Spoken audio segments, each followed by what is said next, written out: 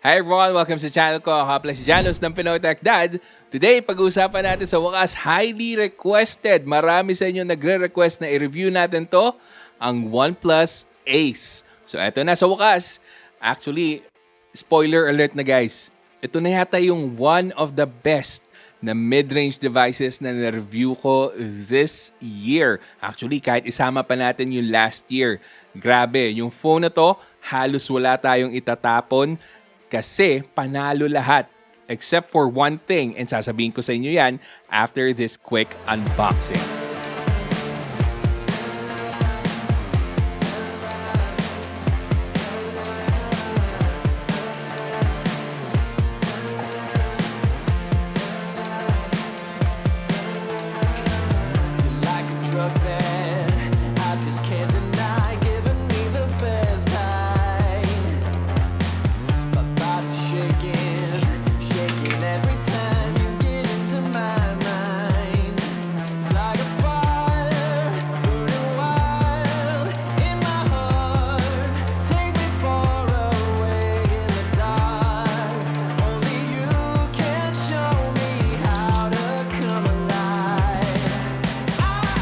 Alright guys, so simulan muna natin sa ports na nandito sa phone. So sa baba, meron tayong dual SIM card slot, a microphone, USB-C charging port, and a down-firing speaker.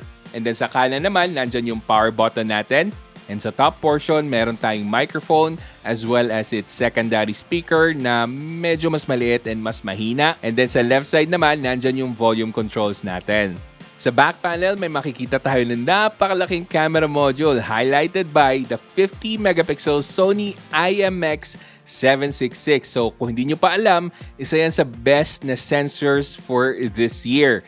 Napakaraming phones ang gumagamit ito dahil nga napakaganda ng output and kaya niyang maproduce na photos. And yung dalawa namang maliit na lens dyan, meron tayong 8 megapixels na ultra-wide as well as a 2 megapixel macro lens. Now, itong colorway na nasa akin, yung back panel niya is matte finish. I'm not sure with the other colorways. Then meron siyang konting textured lines dito sa side along the camera module. And meron siyang maliit na OnePlus branding dyan sa bottom right corner. Actually, color blue yung sinasabi na colorway na nasa akin, but this actually looks closer to being green. Pero napaka-minimalistic ng design niya. Simpleng-simple lang talaga siya tingnan, and ang maganda dito, hindi siya fingerprint smudge magnet. Pero yung buong body nito is made out of plastic. So mararamdaman nyo talaga napakagaan ng phone na to when you compare it with other mid-range devices. Siya nga pala, nakuha ko to sa Lazada for only about 15,900 pesos dahil ginamitan ko ng voucher and nakasale din siya at that time. And kung sakaling matimingan nyo na nakasale rin to during the 8/8 sale, I would highly recommend guys na i-click nyo yung link dyan sa description box, i-add to cart nyo na tong OnePlus Ace. Spoiler alert! Kasi ito talaga yung one of the best or one of my highly recommended na mid-range devices. And yes, I know, spoiler alert na naman kasi hindi pa tayo tapos sa review pero sinasabi ko na sa inyo agad kung ano yung kahihinatnan nitong review na to. Now, going back to the device, pag-usapan naman natin next yung performance. So, meron tong chipset na napakalupit, MediaTek Dimensity 8100, pero Max. So, ibig sabihin lang po na naka-Max na chipset is that this one is in collaboration mismo with the OnePlus Ace.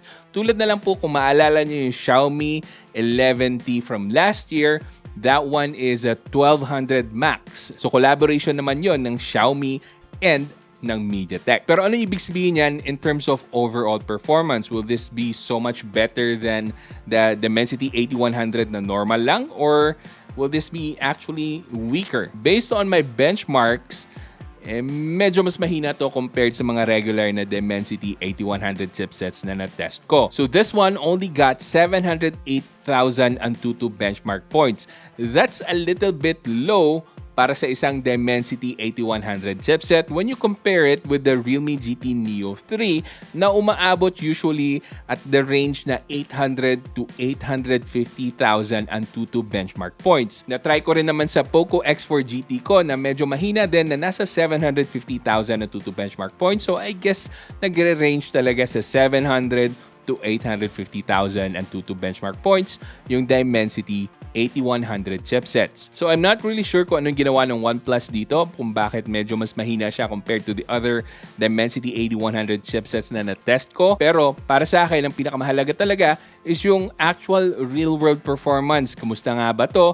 Nagto-throttle ba? Kumusta yung thermals niya? At yan yung aalamin natin mamaya. Para sa pang-overall use, kumbaga kung gagamitin mo lang to sa social media browsing the internet, making calls and text, this is an absolute beast na sobra-sobra pa yung power niya in terms of performance. Kung naghahanap ka ng something na medyo mas mura that will last you for several years, ito yung chipset na dapat mo tingnan. And lalo ko pang pagtitibayan yung recommendation ko na yan sa 8100 chipset mamaya pag pinag-usapan natin yung gaming kasi napakalupit ng performance nito. Pero susunod naman muna na pag-usapan natin yung software niya. So meron tong Oxygen OS 12 on top of Android 12. So to make it clear guys, yung OnePlus Ace is a China-released phone. Yung equivalent nito na global version is only India released. So yun yung OnePlus 10R. And wala talagang official na release dito sa Philippines dahil exclusive lang siya sa mga regions na binanggit ko. Pero nagawa ng OnePlus official store sa Lazada na magkaroon tayo ng global edition na software dito sa OnePlus Ace. So again, yan po yung nakalink dyan sa description box. Pero dahil nga galing to sa China, meron pa rin siyang mga Chinese apps na huwag kayong mag-alala kasi pwede naman tanggalin. And pag natanggal nyo na yung mga apps na yon, halos stock Android experience na ang makukuha nyo dito sa OnePlus Ace. And sinabi kong halos kasi hindi pa rin naman talaga siya stock Android. Meron pa rin talaga tayong Oxygen OS na kung saan may mga customization na siyang ginawa para mag-fit sa gustong ipakita sa atin ng OnePlus. Tulad na lang ng tinatawag nila dito sa software nila na shelf, kung saan makikita mo yung widgets, nandyan kung ilang steps na yung nakuha mo, yung weather, and kung ano pa mang maisipan mong widgets na idagdag sa shelf ng OnePlus Ace mo. Pero yung shelf, yung pinaka-napansin ko talaga na very specific sa Oxygen OS. And so almost isang buwan ko nagamit yung OnePlus Ace, napaka-smooth ng experience ko with the Oxygen OS. Wala akong na-experience na bugs so far. And sobrang gaan lang talaga patakbuhin ng Oxygen OS. Mararamdaman mo talaga na yung mga animations niya very fluid talaga. I think this is one of the best OS talaga na gamitin sa isang phone. So I would rank this siguro nasa top 3 na OS na pwede mong magamit sa Android device. Moving on, pag-usapan na natin yung display nito. So OLED siya, 120Hz refresh rate. Ano nga ba pinagkaiba ng OLED sa AMOLED? So, mostly lang naman is mas konting power efficiency ang meron dito sa OLED display dahil wala siya nung active matrix na tinatawag nga natin kaya nga AMOLED kasi AM plus OLED. Pero kung pag-uusapan na natin yung overall quality, halos ganun pa rin naman yung makukuha mo. Very vibrant yung images, yung contrast niya is infinite. Black is truly black. So kung ano yung quality na makukuha mo sa AMOLED, it's the same with the OLED. Wala kang mapapansin na visual differences. So kung manonood ka ng mga YouTube videos, enjoy na enjoy talaga dahil yung colors niya nagpop-pop and meron siyang HDR. Now, one note lang sa HDR capability nitong OnePlus Ace is that meron siyang bright HDR mode kung saan sinasagad niya talaga yung brightness ng HDR content mo. So kahit na naka-auto brightness ka, kahit na ayaw mo masyadong maliwanag yung display mo, automatic na sobrang sagad na sagad yung liwanag niya para mapalitaw niya talaga yung HDR. So you just have to turn it off kung ayaw mong sobrang liwanag ng display mo kung nanonood ka ng HDR content. Now, meron akong binanggit guys na one downside. Ito lang siguro yung itatapon ko dito sa OnePlus Ace and that's the widevine level. So widevine level 3 lang po ito. So wala tayong HD quality videos. Nakakapanghinayang kasi hindi tayo makakapanood ng Netflix with our gorgeous OLED display na 120Hz. But other than that, wala na po tayong itatapon dito sa unit na to. Next naman, pag-usapan na natin yung camera. So yung camera nito again is Sony IMX766. Napakaganda po ng main camera niya. Sobrang goods na goods yung mga photos na makukuha mo. Good quality, good lighting, sharp details, vibrant colors. Perfect. Talagang yung Sony IMX766 is one of my favorite sensors ng 2022. Talagang impressive yung makukuha mong photos, lalo na pag sinamahan pa ng magandang image processing. Maganda yung HDR niya, maganda yung contrast, yung color reproduction. Again, isa to sa mga impressive sensors for this year. Panalong panalo. Sa video naman, meron tayong 4K 30 frames per second na may EIS. So kahit naglalakad tayo, at least merong konting stability. So hindi siya kasing stable ng merong OIS plus EIS, pero pwede na. Pero mas mapapastable mo pa to kung gagamitan natin ng gimbal. And kung naghanap kayo ng gimbal, meron po ako i-recommend dyan sa description box. Pati rin pala yung selfie camera nito, maganda. Very decent yung mga photos na pwede mo makuha. And yung selfie video naman, pwede na. Pero tulad ng other phones, ang tatandaan nyo lang is that ang weakest link ng camera ng OnePlus Ace is yung other lenses niya.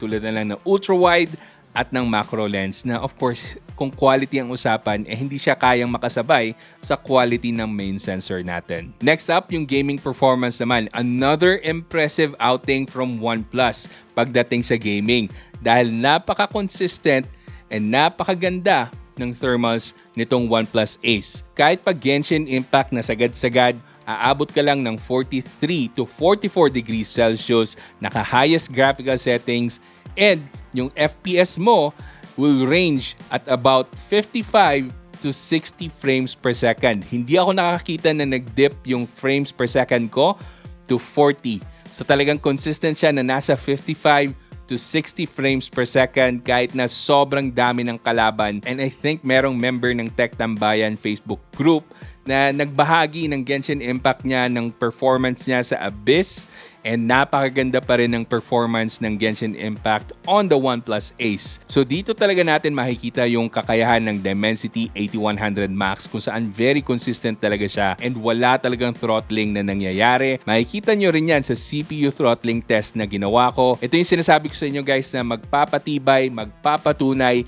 na napakaganda ng chipset ng 8100 Max or kahit na yung regular na Dimensity 8100. Solid talaga yung performance niya, pang matagalan. So kung naghanap ka ng perfect chipset na pang long lasting talaga, ito yon. Maghanap ka ng phone na merong MediaTek Dimensity 8100. Iba-iba yung mga games na tinest ko simula sa Mobile Legends, meron tayong Asphalt 9, Call of Duty Mobile, Apex Legends, as well as the Genshin Impact. Siguro kung meron tayong isang reklamo pagdating sa gaming, sa Mobile Legends lang. Yung settings niya, hindi pa tayo naka-ultra, so naka-high lang po yung refresh rate and then high lang din po yung graphics. So medyo nakakadismaya lalo na kung Mobile Legends talaga yung main game na nilalaro mo. Syempre panghuli natin yung battery. Meron tayong 4,500 mAh of battery capacity plus 150 watts na charging. Now, yung kasamang charger dito is actually 160 watts yung label. Pero yung maximum na kaya niya lang is 150 watts. In under 20 minutes, tapos ka na po mag-charge from 0 to 100. Talagang sulit na sulit yung charging time. Lalo na kung gamer ka and sagad-sagad talaga yung gaming mo, grabe.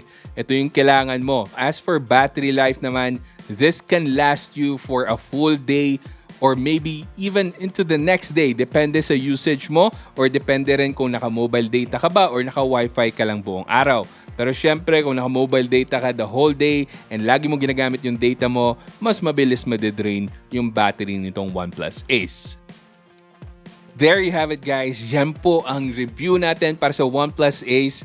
This is my absolute favorite sa top part ng mid-range phones. So kung naghahanap kayo ng very powerful chipset, magandang camera, at under 20,000 or saktong 20,000 pesos, grabe, ito na yung marirecommend ko sa inyo. Panalong panalo, ito siguro yung least hyped na phone pero pinaka-deserving ng hype. Kung gusto nyong ma-share sa mga kaibigan nyo na naghahanap ng magandang phone na mai-recommend ko talaga, ito yon. But again, tandaan nyo guys, yung downside is that naka-widevine level 3 lang siya. Kung kailangan nyo manood ng Netflix in full HD resolution, hindi po yun available dito. So once again, paalala, kung gusto nyong bumili ng OnePlus Ace, andyan po sa description box yung links kung saan nyo pwedeng mabili sa official store. And para sa inyo na naghahanap ng tulong pagdating sa tech, na gusto nyong may makausap kayo na tao talaga, Sumali po kayo sa Facebook group natin na Tech Tambayan by Pinoy Techdad. At ang maganda sa group natin guys, may binahagi ako doon na post kung saan makikita nyo yung mga links ng stores na mapagkakatiwalaan nyo sa Lazada. So yun po yung mga official stores or kumbaga yung mga stores na na-try ko na talagang bumili ng mga phones. Anyway guys, I hope na enjoy nyo yung video na to at nakatulong sa pagde-decide nyo kung anong phone ang dapat bilhin. Pero kung gusto mo pang manood ng mga videos ko, meron po akong mga ililink dyan na I'm sure makakatulong din sa inyo. So hanggang sa susunod, ako nga pala ulit si Janus ng Pinoy Techdad. Kita-kita ulit tayo.